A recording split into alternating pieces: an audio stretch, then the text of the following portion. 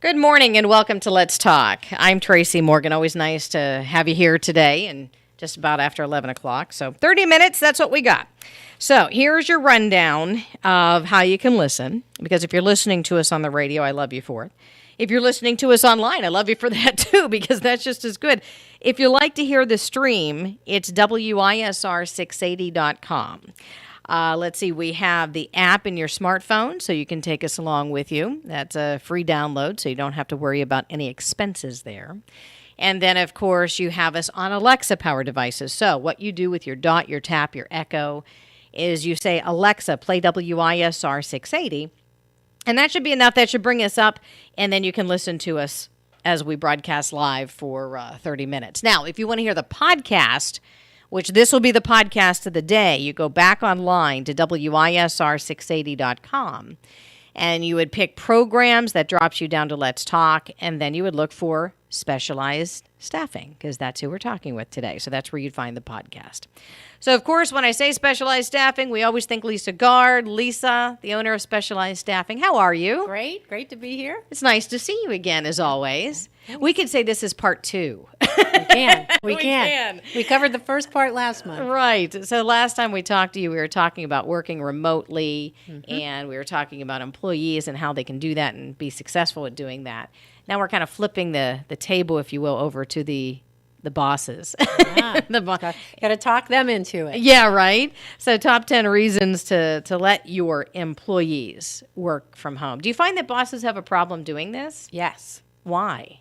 I hate to say it's trust or paranoia, but I think, as bosses, we all maybe tend to envision people laying on the couch, watching reruns of Gilligan's Island and eating bonbons instead of getting the work done, but that isn't the case.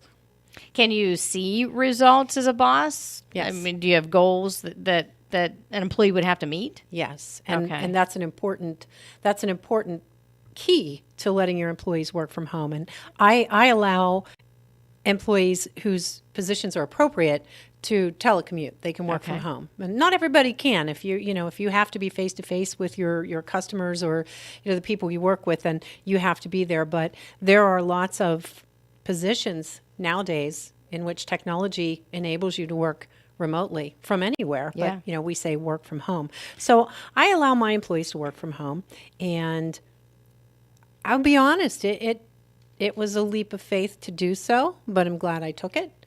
And I think I started to believe you can be more productive working from home just from doing it myself. And That's true. And I know I can be productive working from home, so I trust others to be as well. And I've done that as well. I've worked from home as well. And it's interesting where the flexibility, and I know we're talking about the bosses, but here, I'll talk to all the bosses for a moment. It was nice to have the flexibility because I could work at 3 a.m. if I needed to. I could work at 6 a.m. I could work at 9 at night. It was, I'll get the work done. It's just a matter of let me do it when I can. Right. So let's talk about the boss. Top 10 reasons, or 10 reasons at least, to let your employees work at home. Talk about the happiness first. Sure. First reason to let them work from home is they'll be happier, and happy employees are productive employees. But seriously, work-life balance is a thing these days. We talked a couple of months ago about the different generations in the workplace and how their values are changing. The newer generations are bringing a different set of values to the workforce or to the workplace. And work-life balance is one of those things. It's very important to Gen Y to come in and have that work-life balance. They work to live. They don't live to work like the baby boomers and the older generation. So it's a huge perk, and it is very greatly appreciated by employees. If you're not in Generation Y, if you will, is that what you just said? Yes. Because all the generations, you got to figure out, what are the age groups and who are they again? And if you're not in that, can you still ask for that as a perk if you're trying to go for a job? Absolutely. It's just most attractive to Gen Y because, again, it's a bigger part of their values. Gen X, which is, closer to me, we're not quite as, it wasn't as high on the list, but it certainly is a perk. And I see the results when I do it. So I know you can actually be more productive working from home if you have the right tools and the right mindset, Absolutely. which we talked about last time. Yeah. Yeah. And you're talking about how they're going to be productive and more productive. And you've mentioned a couple things, but just wanted to revisit that for a second because Sure. that's one that's on your list of the reasons why to do this. Absolutely. And I think if you're a boss, that's the reason that, speaks the loudest to you is that they can actually be more productive. And there was a recent study, it was a 2-year study, a professor at Stanford University conducted a 2-year study of 500 employees, split them in half, and allowed half of them to telecommute and the other half came to work. And what he found was that the telecommuting employees actually put more than a full day in most of the time because they were late to work less, they left early less, they took shorter breaks, so they were actually more productive. I've noticed that too. All these things I'm checking off, like, yeah, I've been there, I've done that. Because at the time, my boss would say, only put down the hours that you worked, and I would find I'd work more hours and wouldn't ask the company to pay me for it. Right. It's just a matter of I put in an extra hour here or an extra half hour there. Right. So you do find that you're more productive. Talk about, you mentioned the commute. Yeah. Easy if you're working out of your house, right? Right? No rush hour Mine's traffic. 22 steps. Yeah. Mine is 22 steps, and I love it, especially in the wintertime when it's snowy. And if anybody's slowing you down on those steps, you Sure. can still yell at them, right? Exactly. But no, there's no commute cost in time or money to the employee when you're allowing them to work from home. So that's a huge benefit. Absolutely. You did mention this too a moment ago, and I think of an individual that I know of, I'm familiar with, and you're talking about you can work anywhere. And this individual, I think even moved state, still kept his job Sure. because he worked remotely. And I Sure. think that's fascinating. Is that just growing just because of the technology, because of the demand of the businesses, or why do you see this growing more and more? Sure, and I think it's a combination of things. Number one, again, with the larger generation moving into the workforce and this being a high value, opportunity for them, it's becoming necessary. But also, technology makes it easier, and also I think companies are becoming more open-minded to it. So all those things, combined, I think contribute to the growth of this as a trend. So if you're going into a job and can you try to convince the new boss or potential new boss that this is a benefit? Because You sure can. You can try, but I think bosses need to do their own homework on the subject, maybe network with other business owners or managers and who do manage remote teams and get a comfort level, because you do need that. And I think too, one thing to keep in mind is you can hire from anywhere when you're hiring remote workers. So now distance is no longer an issue. If you're hiring remote workers, you don't have to worry about them getting to work when it's snowing. You can really enlarge your candidate pool. I can hire somebody from another state. So talk to the bosses right now that are still a little uncomfortable just because maybe they just haven't done that yet. Sure. And that's exactly it. People are inherently adverse to change, and this is a huge change. So, enough said about that. It's just change. And, let's face it, we're in a smaller rural community in Butler County, and I think sometimes when you get out into more rural areas, I don't want to say they're behind the times because they're not, but there are still a lot of kind of old school thought processes happening when you start to get, out further. It feels more advanced when you're in cities. Right. Yeah. Absolutely. When you look at Pittsburgh, even Cranberry, and that's in Butler County, so I'm certainly not, but it certainly does seem that larger cities are doing this before we are. Yeah. And I can't remember the story right now, and it was a short time ago at this point, but I was amazed at the story when they were talking about rural areas not even having like internet connections, or Sure. they have dial-up, or, I mean, it was something that we take for granted That's because still of a what we thing. have. Absolutely. And it is still a thing. And it's like, what if you have a great candidate that's in one of those areas for a job? Right. And you could potentially hire them. Right. So, and if it's physically impossible for them to telecommute because of a lack of technology, then, it's dead. and you could have a very good candidate in the middle of, I say nowhere. Nowhere. I'll think when my husband and I went out to Colorado, I mean, years ago now, and it was a beautiful country, but yet we're seeing these houses in the middle of, we'll just say rocks, Sure. We're thinking, where did they go to work? Right. Where's the store? Right. It's miles away, but you can have an excellent candidate Right. living right in the middle of that. Right. So, yeah. All right. So, Lisa Guard's with us with Specialized Staffing, and we're talking to the bosses right now, if you will, on some reasons to let your employees work from home or remotely, whichever way that you look at that. And you're talking about more attractive candidates and better candidates and candidates throughout. Talk a little bit more about employees and their work ethic, if you will. I know we talked that they kind of put a little bit more time into what they're doing. Sure. Well, when you're working from home, and again, I'm saying this based on my own experience, but also doing some research, and a lot of that research was from that 2-year study at Stanford I was telling you about. And no commute makes it easier for them to be at their desks and ready for their day to start. At my company, I expect my team to be in before our starting time. We start at 8:30, but I expect people to be at their desks at 8:30 and ready to work, not in the break room getting their coffee, talking about what was on TV last night. If you want to do that, come in early, be at your desk when it's time to start working.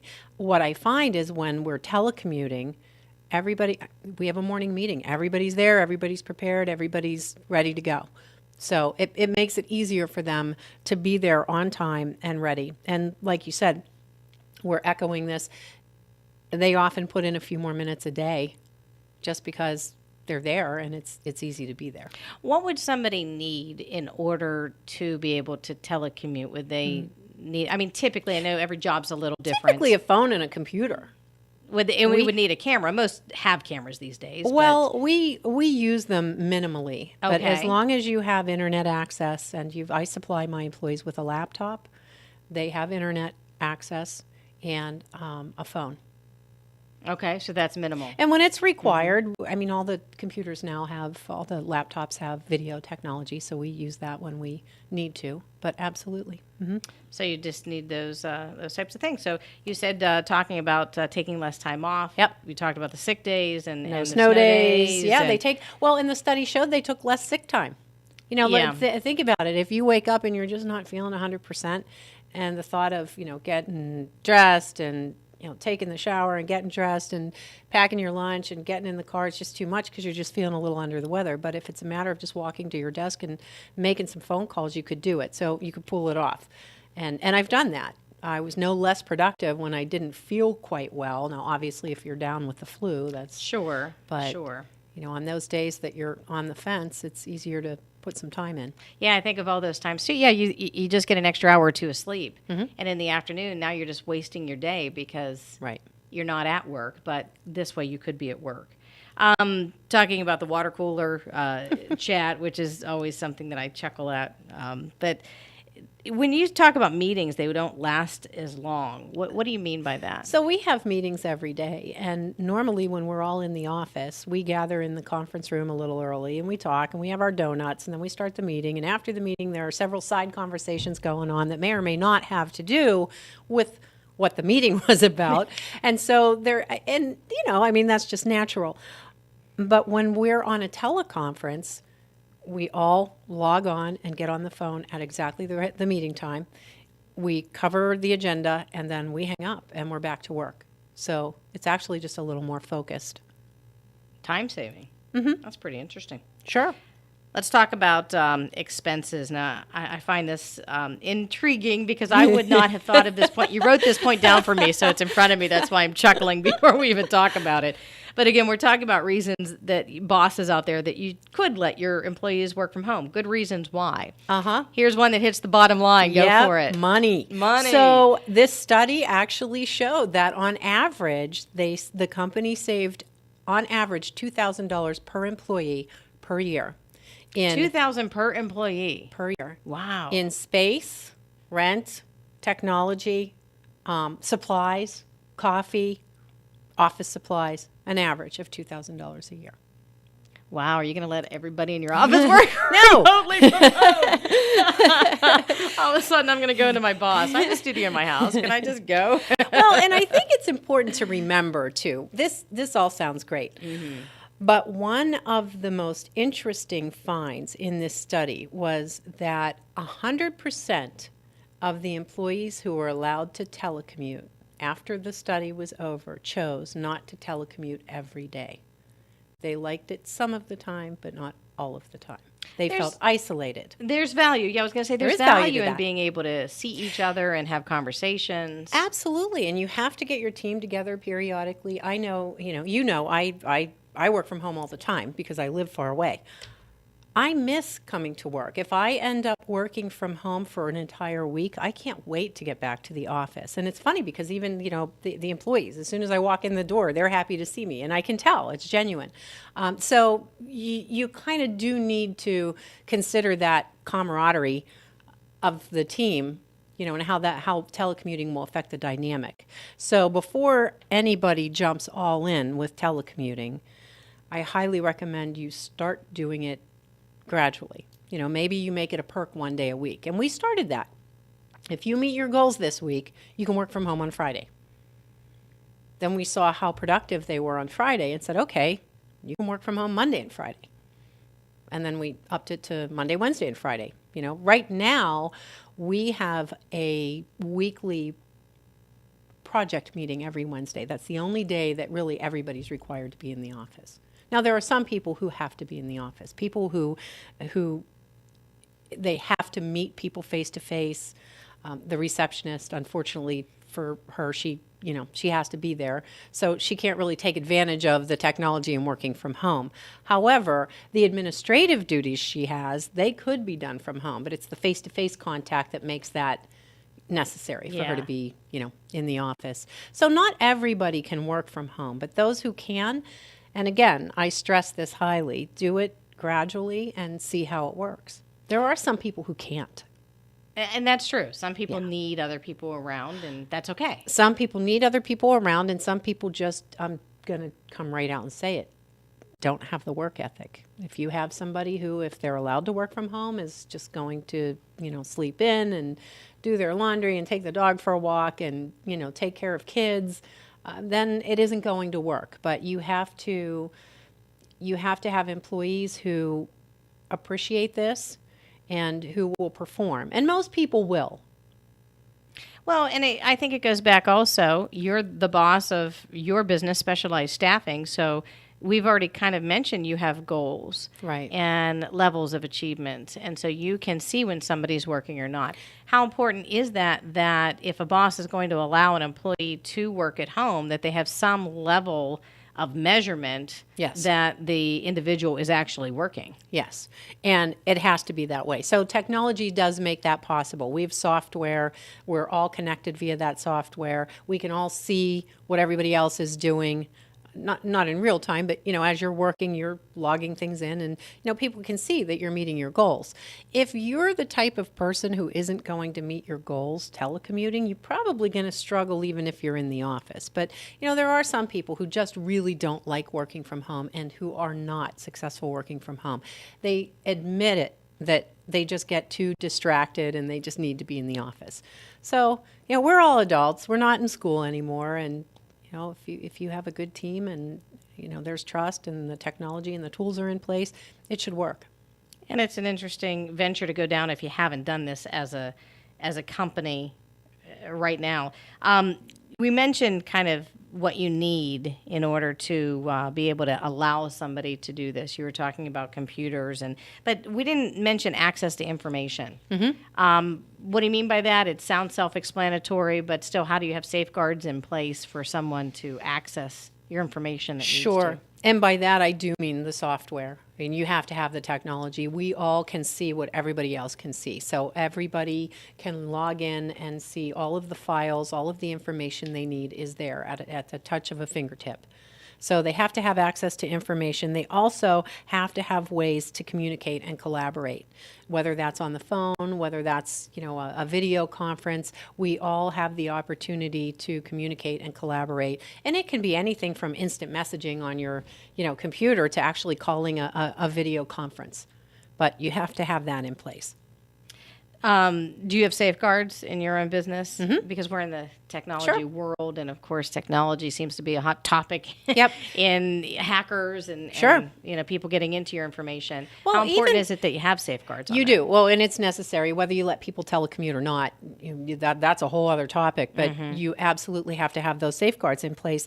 And also, I will say that when technology goes down,